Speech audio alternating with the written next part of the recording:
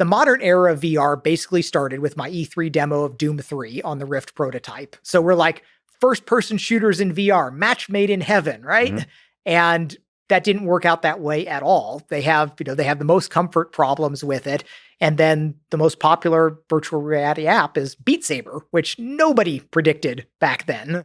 What's that make you, from first principles, if you were to like reverse engineer that, why are these like silly fun games Well, the most? It actually makes very clear sense when you analyze it from hindsight and look at the engineering reasons, where it's not just that it was a magical, quirky idea. It was something that played almost perfectly to what turned out to be the real strengths of VR, where the one thing that I really underestimated importance in VR was the importance of the controllers. I was still thinking we could do a lot more with a gamepad, and just the amazingness of taking any existing game, being able to move your head around and look around.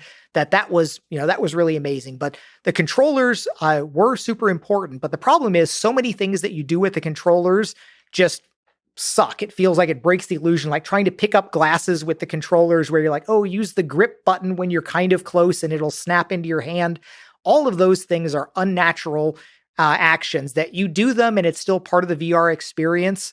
But Beat Saber winds up playing only to the strengths. It completely hides all the weaknesses of it because you are holding something in your hand. You keep a solid grip on it the whole time.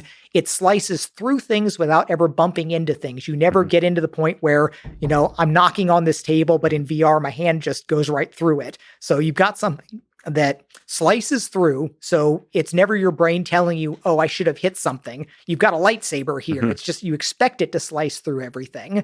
Audio and music turned out to be a really powerful aspect of virtual reality, where you're blocking the world off and constructing the world around you. And being something that can run efficiently on even this relatively low-powered hardware and can have a valuable loop in a small amount of time, where a lot of modern games, you're supposed to sit down and play it for an hour just to get anywhere. Sometimes a new game takes an hour to get through the tutorial level.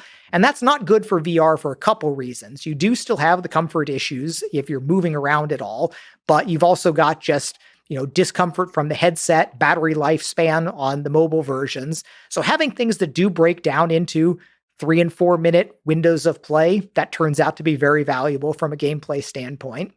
So it winds up being kind of a perfect storm of all of these things that are really good. It doesn't have any of the comfort problems. You're not navigating around. You're standing still. All the stuff flies at you. It has placed audio strengths. It adds the whole fitness in VR. Nobody was thinking about that back at the beginning. And it turns out that is an excellent daily fitness thing to be doing. If you go play an hour of Beat Saber or Supernatural or something, that is legit solid exercise. And it's more fun than doing it just about any other way there. So that's kind of the arcade stage of things.